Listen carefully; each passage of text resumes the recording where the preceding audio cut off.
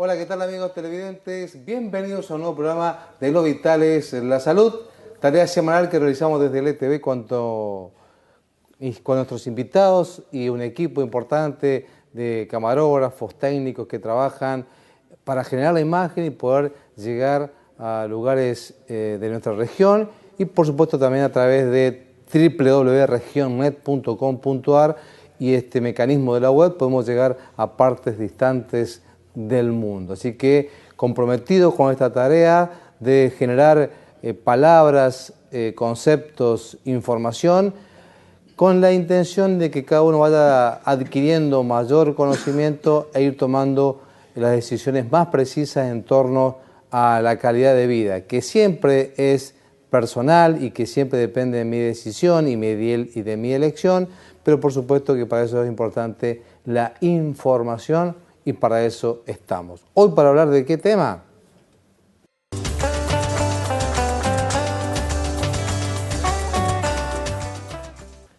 Vamos a estar hablando hoy de fibromialgia. ¿Qué es esto?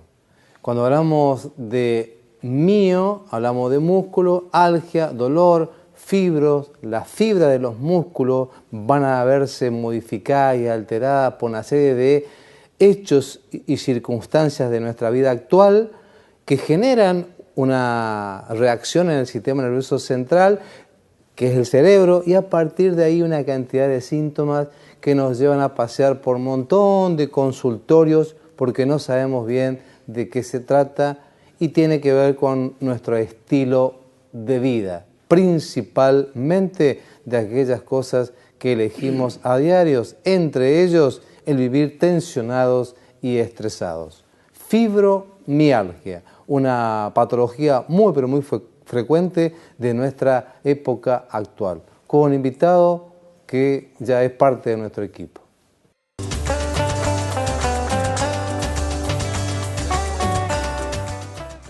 Nos acompaña un colega, amigo y ya parte del equipo de trabajo, el doctor Ricardo Acuña. Doctor, muchísimas gracias por estar siempre dispuesto a compartir la información con nuestros televidentes y decirnos sí a la parte de producción de contenidos del programa, que bueno, le agradecemos infinitamente.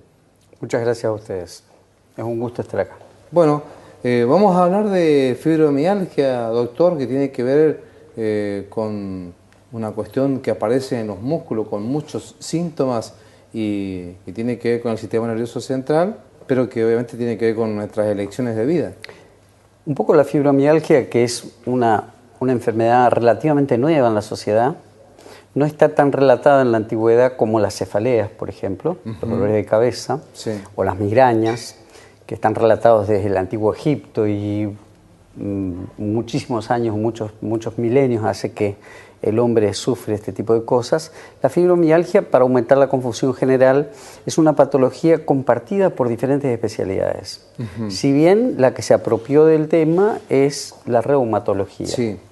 que es también los diagnósticos diferenciales, o sea, las patologías con las que se pueden confundir, son patologías, algunas de ellas relacionadas con la reumatología, una ciencia relativamente nueva en nuestro quehacer cotidiano.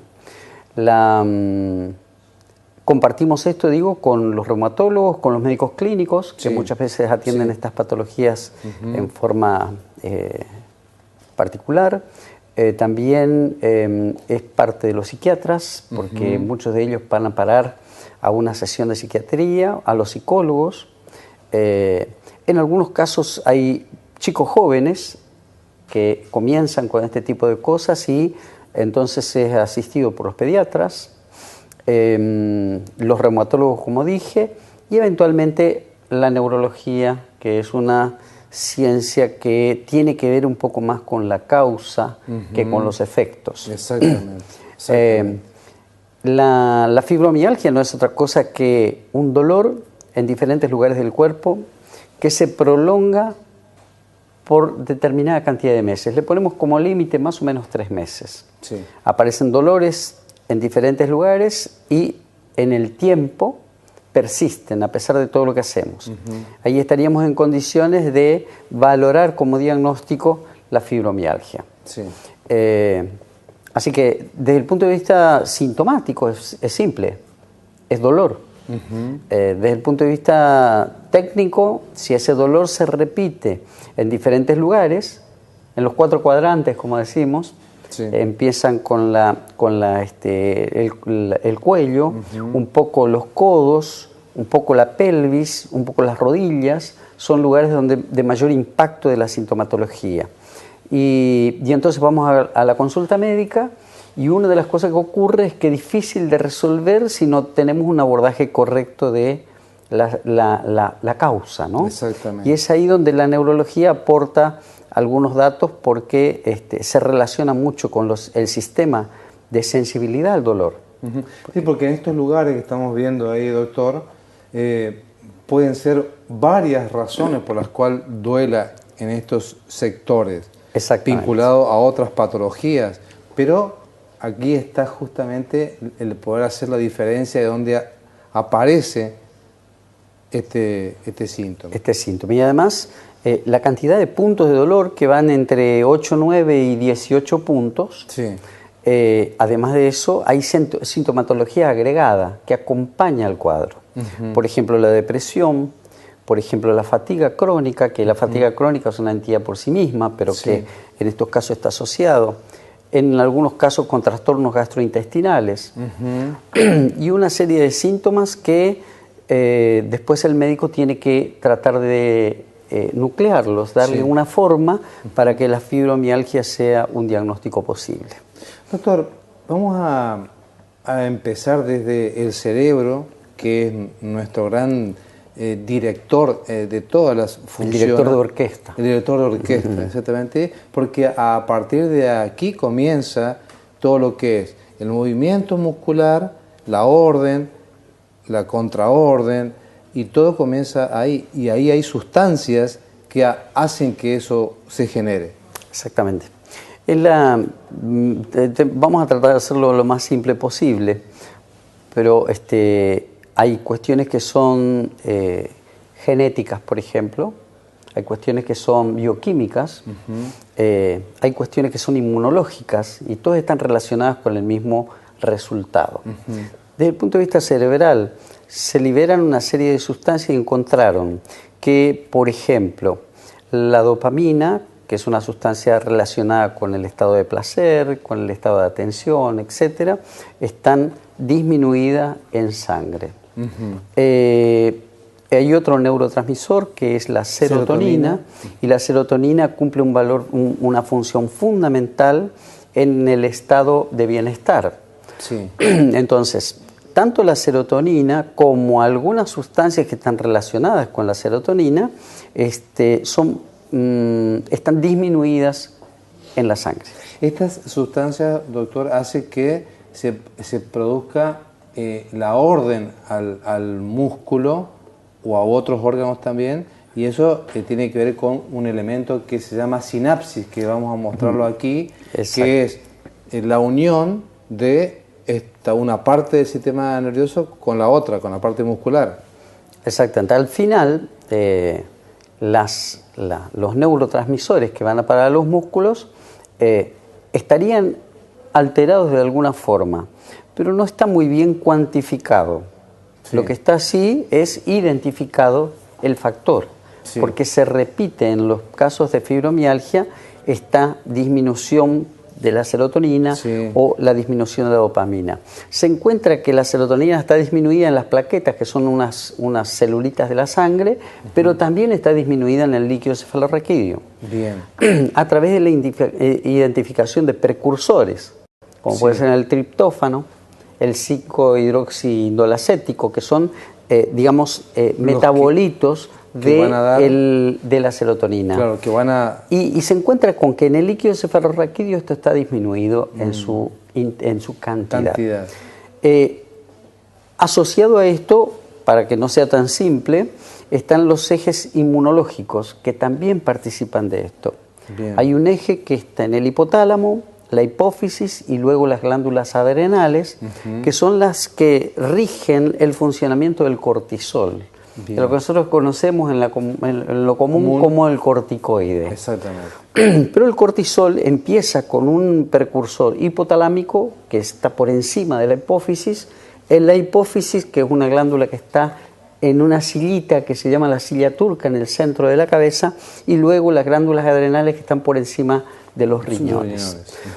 Esto rige la secreción del cortisol y eventualmente tiene que ver también con el estrés y con la tensión. Entonces, la tensión crónica, el estado de la alerta crónico puede consumir este neurotransmisor o estas sustancias y producir o condicionar parte del cuadro doloroso. Para que no esté solo esto, aparece otro eje que se llama el locus ceruleus, locus ceruleus. Otra parte del cerebro. Otra parte del cerebro que están los núcleos subtalámicos, se llama la parte profunda y posterior del cerebro. Sí. Y de ahí hay un eje que va al hipotálamo y también condiciona la secreción de una hormona que se llama hormona del crecimiento. Sí.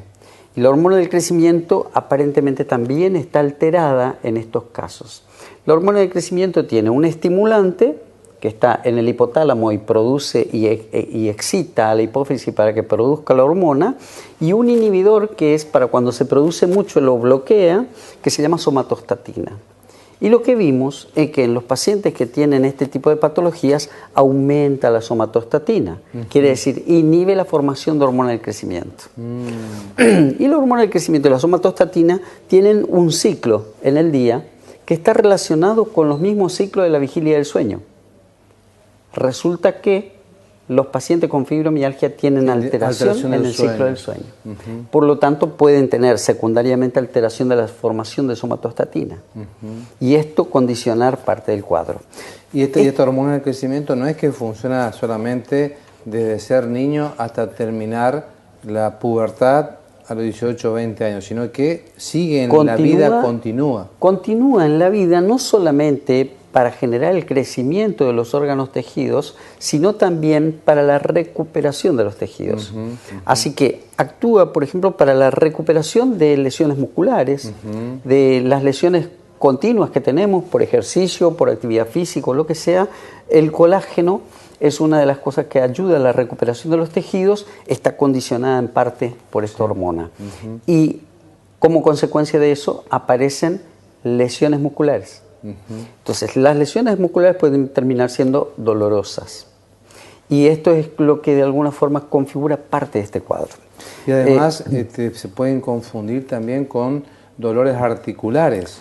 Exactamente. Uno de los diagnósticos diferenciales es la fiebre reumática. Claro. Que lógicamente con un especialista sabe hacer la diferencia rápidamente. Una de las características que tiene la fibromialgia es que no hay un dato de laboratorio o alguna cosa que nos permita decir, bueno, mira, hice una radiografía y acá está la fibromialgia. Exactamente. O hice un análisis y aquí está.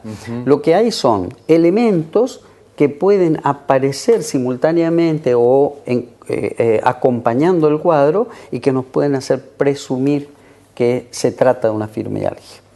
Entonces, en cambio, la fiebre reumática tiene un laboratorio muy particular. Entonces, con análisis podemos hacer perfectamente y rápidamente la diferencia. Y esto de la fibromialgia, doctor, viene en crecimiento por un estilo de vida que, según lo citó usted, esta hormona que funciona en la glándula que está montada sobre el riñón, las glándulas suprarrenales, exactamente. Esto, ahí ya podemos ir deduciendo algunas cositas.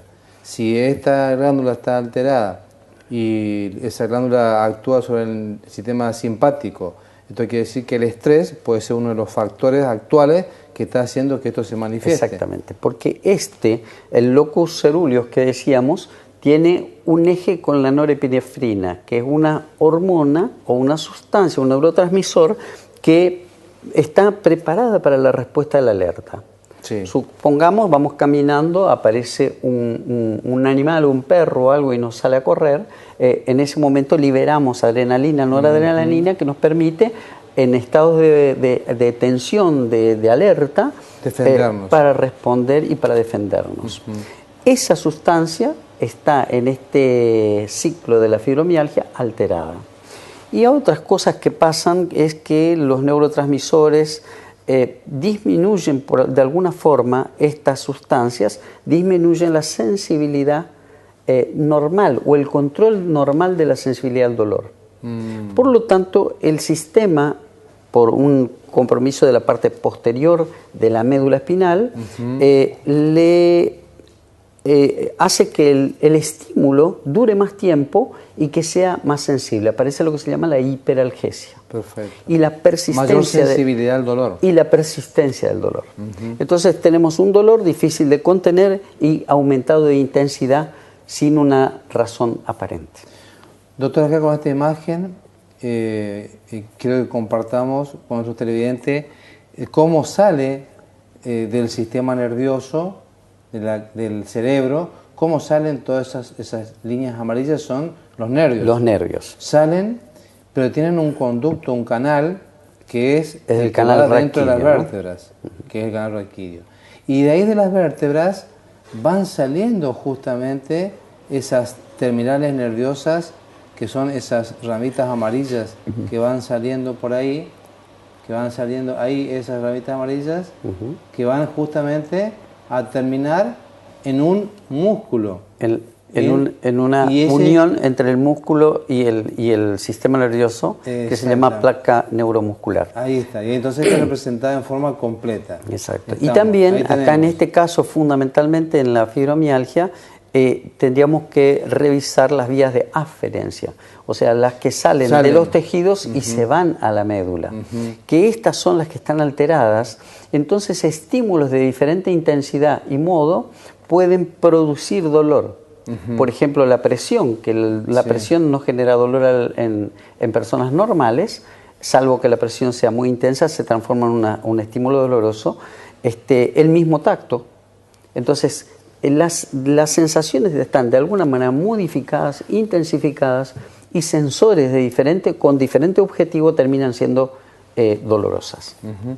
Y aquí, doctor, tenemos representar en el medio esa unidad funcional que es la neurona, que en forma esquemática es de dónde parte y cómo llega el estímulo nervioso. Exactamente, exactamente. Y los neurotransmisores son trabajadores silenciosos, porque muy pocas veces le damos importancia a ellos, salvo que estén fallados. Si no, es normal que eso funcione así. Y las placas o las funciones del sistema nervioso están condicionadas por los neurotransmisores.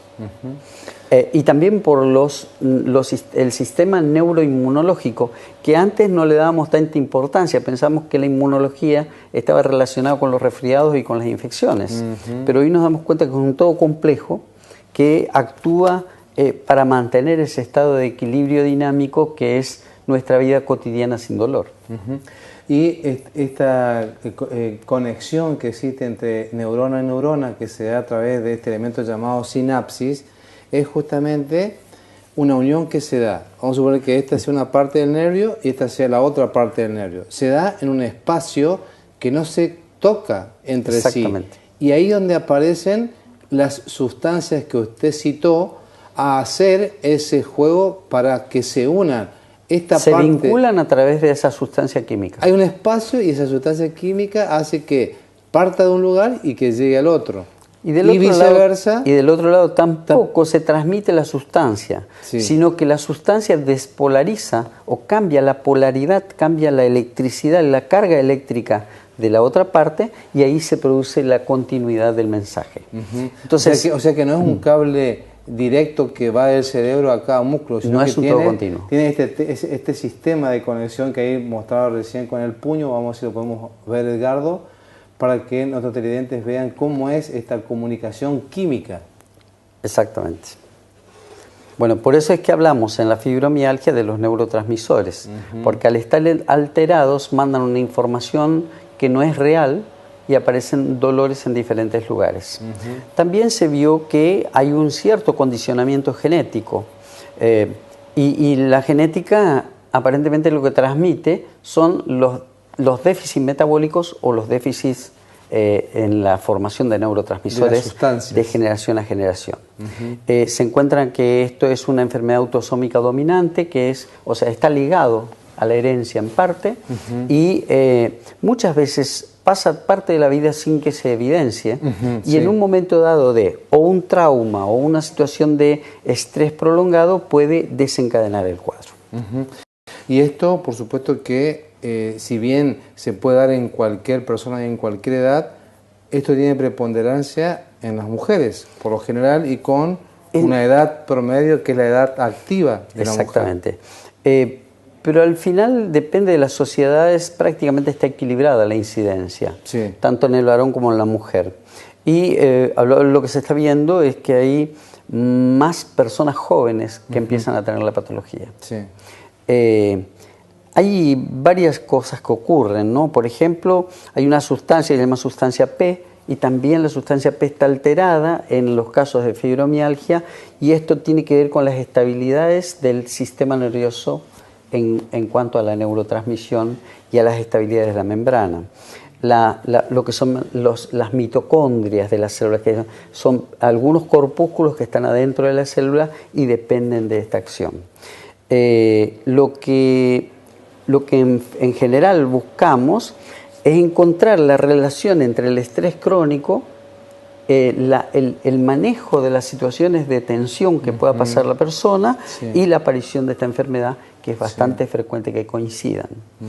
En algún otro momento, no vinculado a esto de la fibromialgia, hemos relacionado al estrés crónico con la elevación transitoria del cortisol, y el cortisol a su vez con el efecto que produce sobre el sistema nervioso de proliferación glial, o sea, de aumento de la cantidad de conexiones en la región temporal profunda, en el sistema límbico de las personas, y eso actúa aumentando la ansiedad, el pánico y una serie de otras funciones que normalmente están mejor controladas.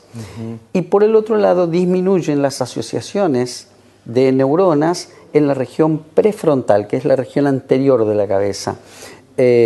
Como colocándonos la mano en la frente, identificamos la región prefrontal. Y la disminución de la función hace que las personas entren en un estado de falta de programación, que no pueda planificar su vida y tenga una tendencia a referirse solamente a las cosas cotidianas. Ambas cuestiones son liberadas o estimuladas por el cortisol crónico.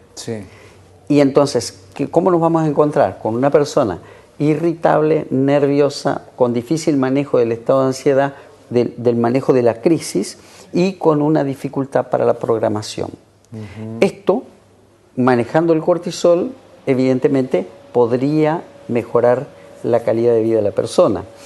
De ahí que el abordaje, como la sintomatología es más o menos parecida en todos los casos, tiene algunos agregados que pueden ser el hipotiroidismo, la colitis ulcerosa o situaciones de problemas intestinales, y algunas otras cosas pueden resolverse con interconsultas de diferentes especialidades. Pero en la práctica, si manejamos el estrés, la tensión, podríamos ayudar a regular el dolor.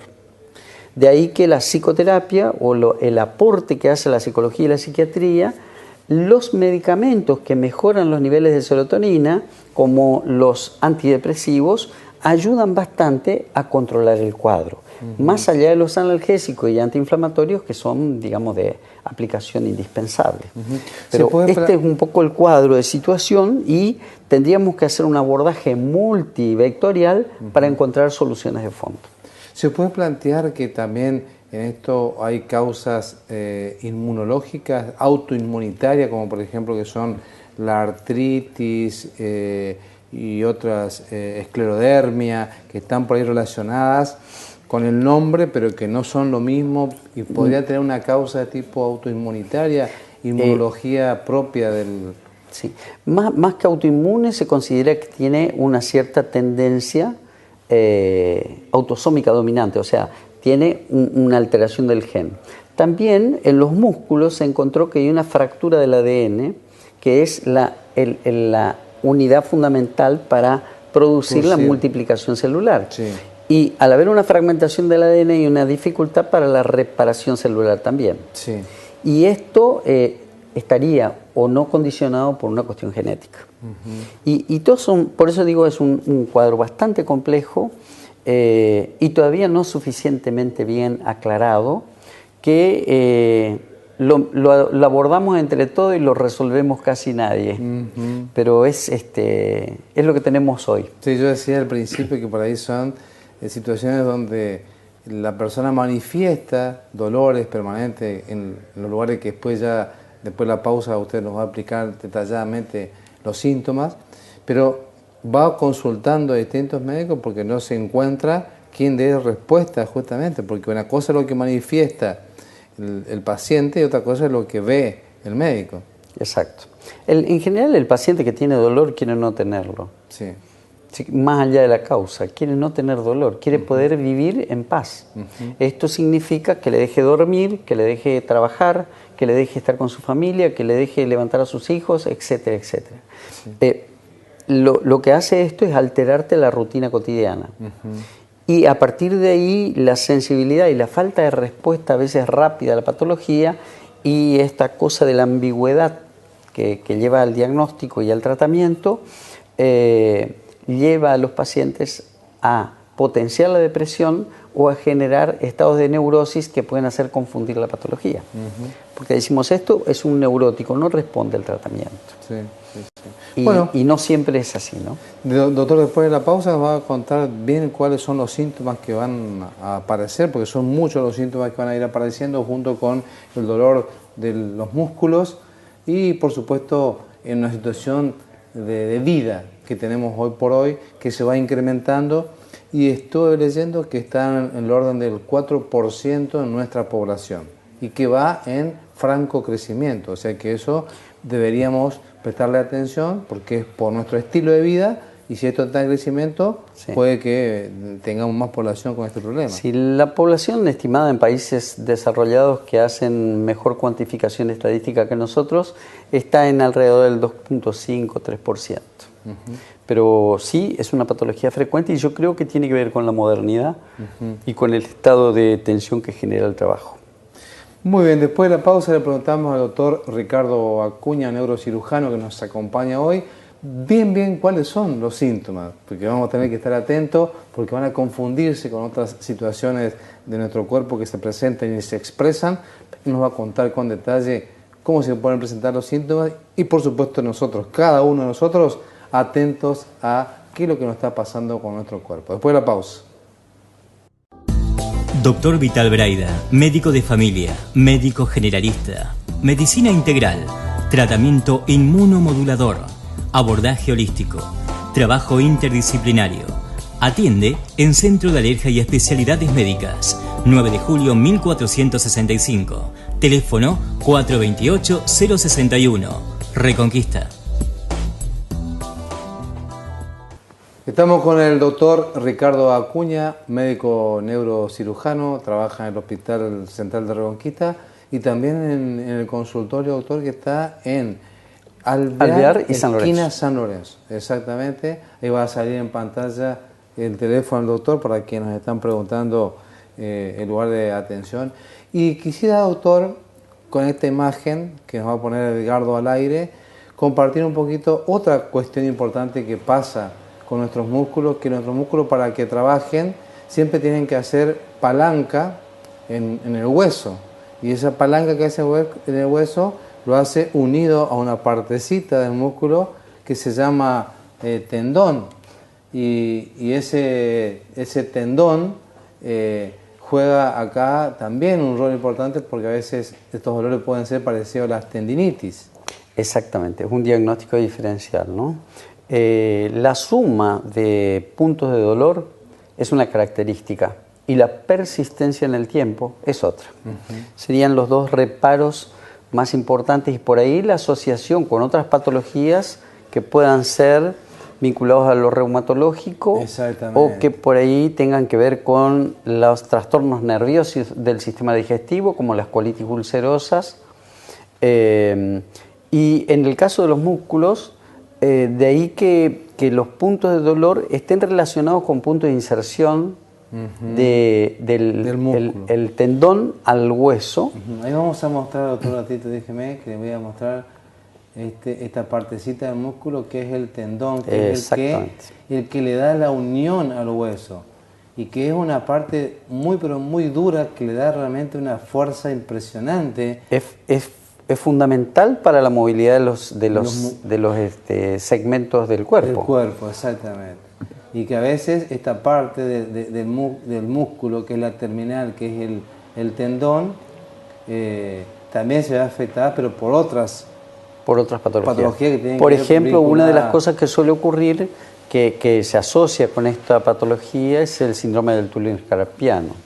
El síndrome del túnel carpiano tiene que ver con una especie de dificultad que tienen los tendones que van a la mano para la movilización en ese carril que es una especie de como si fuera el techo de un subterráneo, para que por ahí se desplacen los tendones de la mano con un líquido sinovial que le permite la movilidad sin dolor.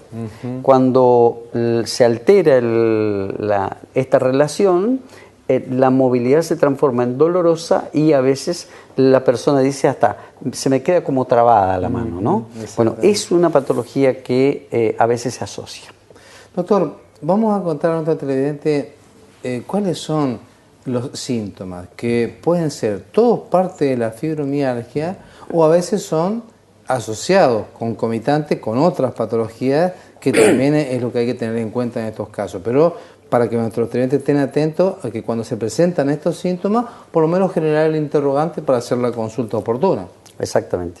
Bueno, vemos los grupos musculares grandes. Sí. Por ejemplo, aquellos que tienen relación con la pelvis, con la parte de la base de nuestras piernas y hasta las rodillas, llevan músculos muy poderosos que mantienen prácticamente la bipedestación y facilitan la marcha, la coordinación y el equilibrio del cuerpo. Sí. Por lo tanto, están en una actividad permanente de contracción y de contracción para que el cuerpo cumpla con sus funciones. Sí. Cuando hay una fibromialgia, eventualmente son estos lugares.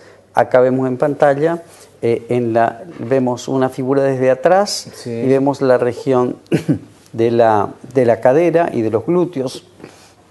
Si fuéramos más hacia abajo veríamos también el impacto sobre las rodillas. Y en la parte alta del cuerpo vemos en el cuello, en la nuca, en los hombros, en la espalda y en los codos. Esto es todo el tren superior. También, si miramos el tren superior, la movilidad que tiene para facilitar el movimiento de las manos es una actividad permanente. Sí. Entonces, los lugares de mayor movilidad, mayor impacto y grupos de intensidad y de frecuencia alta son las que aparecen como puntos de dolor. Decimos 8 o 9 los puntos mínimos, según algunas escuelas, y algunos llevan hasta 18. ¿Y hay una pérdida de la fuerza, doctor? En general hay lo que se llama la impotencia funcional, porque al doler no lo movemos. Claro. Esta es la consecuencia lógica.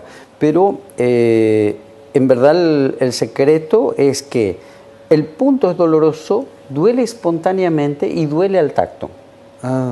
El dolor es intenso y persistente, cosa que uno dice, bueno, cualquier cosa que nos duela, lo tocamos duele en el momento, pero nos sigue doliendo. En estos casos es un dolor persistente. Por estas cuestiones que hablábamos de las hormonas, de los neurotransmisores y esto, el aumento de la sensibilidad al dolor y por el otro lado la persistencia del estímulo, independiente de que se lo toque o no, es decir, el estímulo es como que se estimula solo, da un dolor muy particular. Lógicamente que altera el sueño, altera la vida cotidiana, altera el trabajo, altera la convivencia familiar, modifica el ánimo, vuelve a la persona o irritable o angustiada o preocupada, etc., con alteraciones del sueño que le traen también un agotamiento o un grado de fatiga alta.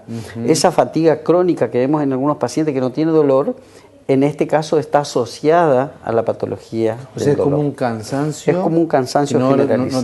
no tiene deseo de levantarse a hacer cosas. Exactamente. Entonces, ¿cuál es el destino final de una persona que no consigue resolver esto? Sí. Va a tener dificultades en su casa, con su familia, va a tener dificultades en su trabajo si está trabajando, y va a tener dificultades con él mismo. Porque el grado de satisfacción que pueda tener una persona va a estar limitada por su dolor. Entonces, es fundamental que esas personas estén bajo tratamiento y un abordaje multivectorial, decimos, desde diferentes enfoques. Profesiones. El reumatólogo por un lado, el médico clínico eventualmente, un gastroenterólogo si fuera necesario, el neurólogo si fuera necesario, y todo esto con la intención de no solamente mitigar el dolor, sino de cambiar los factores que condicionan el dolor.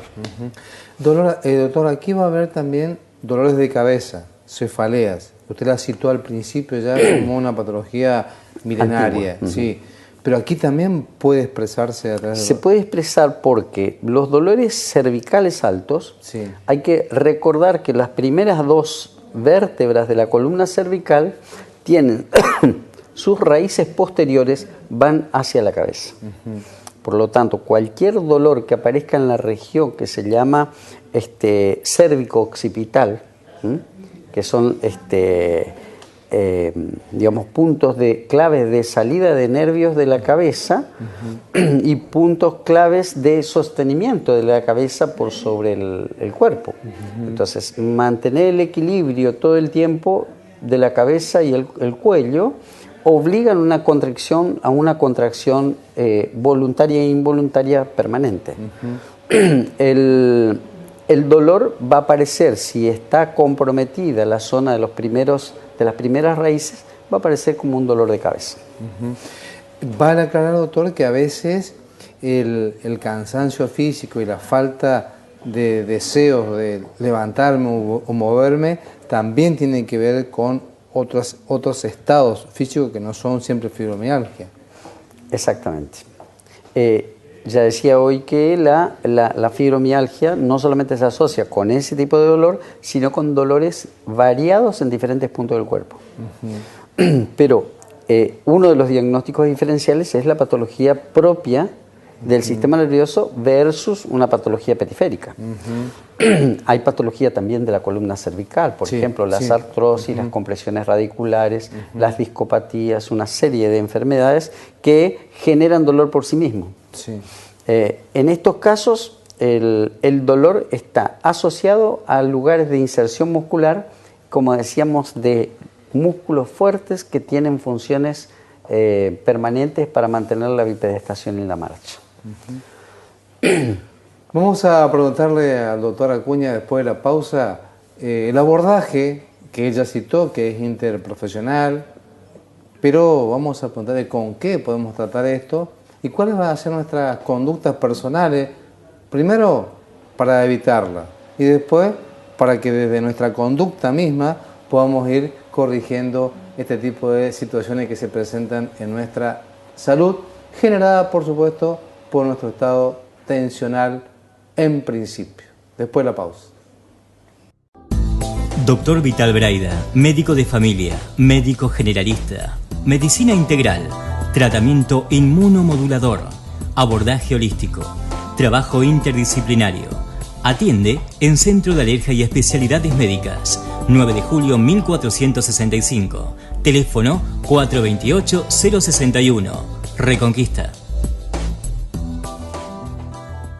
Estamos con el doctor Ricardo Acuña, médico neurocirujano. Estamos hablando de fibromialgia, una patología cada vez más frecuente que hace doler los músculos generalmente de todo el cuerpo, genera un estado de fatiga, me genera insomnio, no puedo descansar anoche porque me duelen los músculos, me pongo nervioso, me pongo tenso y voy generando con ese mismo reaccionar que la enfermedad se incremente o se sostenga en el tiempo. Eso se llama fibromialgia. Doctor, quiero mandarles lo que nos dicen nuestros televidentes. Walter Fernández y toda su familia saluda y agradece al doctor Acuña. Corina Pérez nos hace una pregunta Así que le agradecemos, ya lo vamos a estar contestando, Corina, con el doctor ahora mismo, a la brevedad. Y los que están preguntando por los consultorios del doctor, ahí tenemos rotulado Alvear 1303, el teléfono es el 3482-236648 para que allí hagan las averiguaciones pertinentes a todo lo que tiene que ver con la atención del doctor Acuña. Vamos a hacer una invitación a esta institución a la cual formó parte dentro de su estructura, que es el SANCO Avellaneda.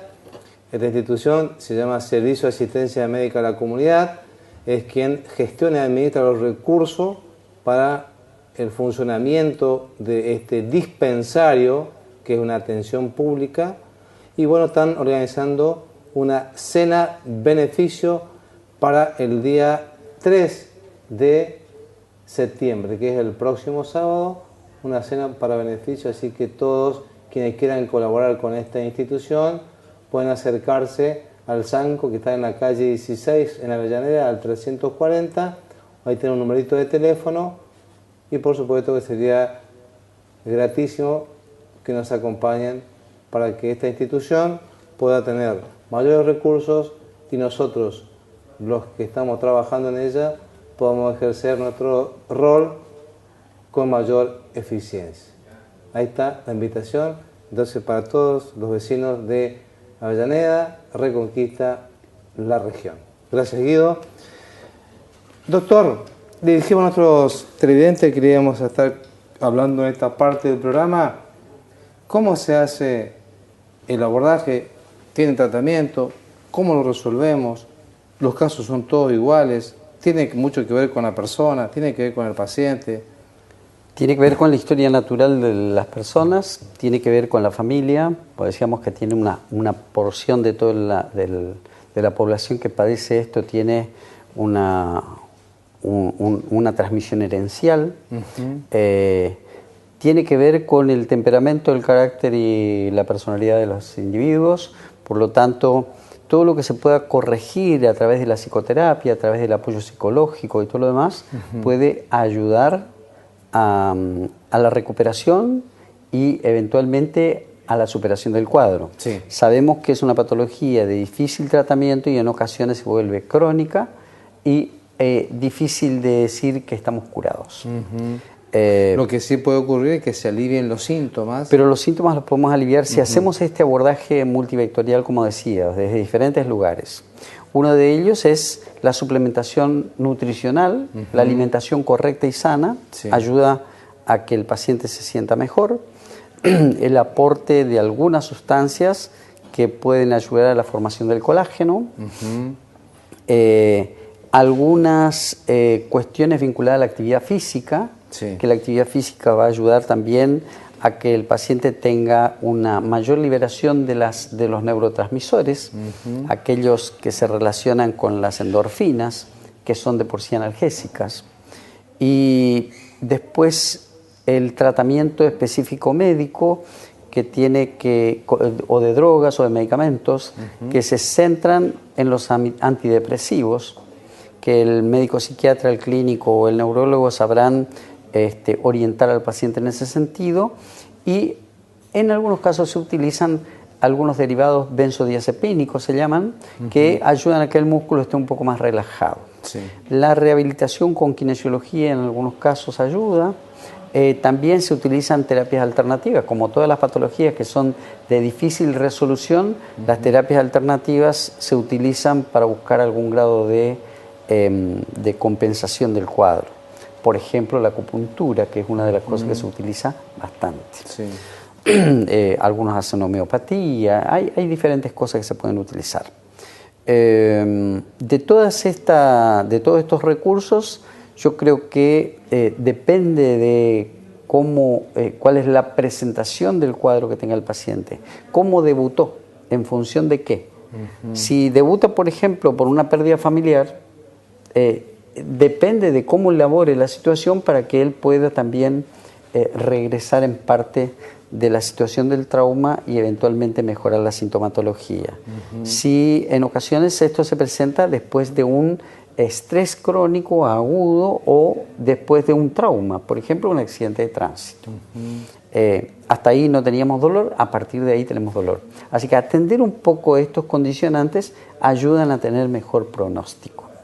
Y no dejemos de lado los analgésicos antiinflamatorios que se utilizan para calmar la sintomatología. No tienen a veces acción sobre el fondo de la cuestión, pero sí le permiten tener un mayor bienestar y una mejor vida cotidiana a los pacientes. ¿Se puede hablar de complicaciones, doctora, en esta situación? Y las complicaciones a veces están ligadas al tratamiento o a veces ligadas a la conducta asociada a las patologías que va junto, por ejemplo la depresión. También en estos tiempos donde la tensión y el estrés están a la orden del día, debiéramos encontrar espacios para un poco de entretenimiento, un poco de esparcimiento y eventualmente evitar las situaciones de alta conflictividad en los lugares en los que participamos. Sí, sobre todo los laborales. Los laborales fundamentalmente, pero también a veces pasa en el mismo domicilio. Si buscamos la resolución a través del conflicto, lo más probable es que después eso sea un lugar hostil o de difícil convivencia. Entonces, yo creo que mirarse, reflejarse en lo que le está pasando al paciente, más asociar esto a la consulta oportuna con el médico, puede ser un médico clínico o alguno que le oriente en las diferentes especialidades, yo creo que va a servir. Eso podría ser una estrategia inclusive de prevención, doctor. Exactamente. Cuando tenemos familiares que padecen la enfermedad. Porque esto, como tiene una cierta tendencia hereditaria, va a reflejarse en algunos integrantes de la familia. ¿Y otra estrategia de prevención, qué podemos decir? Yo creo que mejorando estas condiciones básicas que no son simples de resolver, porque si tengo un carácter fuerte y tengo un temperamento y una personalidad tipo A, lo más probable es que me cueste un Perú cambiar mi vida. Pero todo vale la pena cuando uno se da cuenta que a cambio puede tener una mejor funcionalidad y puede vivir una vida en sociedad correcta. Así que tárdese lo que tarde, vale la pena intentar. Doctor, muchísimas gracias por su tiempo, por su dedicación y por su explicación, que siempre es completísima, así que infinitamente agradecido de que nos acompañe con estas temáticas que no son fáciles de abordar, porque no hay muchos especialistas tampoco. Si bien usted dice que es una actividad multidisciplinaria, por ahí no es fácil encontrar quien hable de estos temas, así que muchísimas gracias. Muchas gracias a ustedes. Gracias. Estuvimos con el doctor Ricardo Acuña, neurocirujano, hoy hablando de fibromialgia. Recuerden que los domingos a las 14 horas por LTV se repite el programa. Cuéntele a su amiga, a su vecina, a su amigo también, por supuesto, de que estuvo Ricardo Acuña compartiendo con nosotros esta situación que hoy por hoy se da con mayor frecuencia en nuestra sociedad. Nosotros nos reencontramos la próxima semana para hacer un nuevo programa de Lo Vital es la Salud.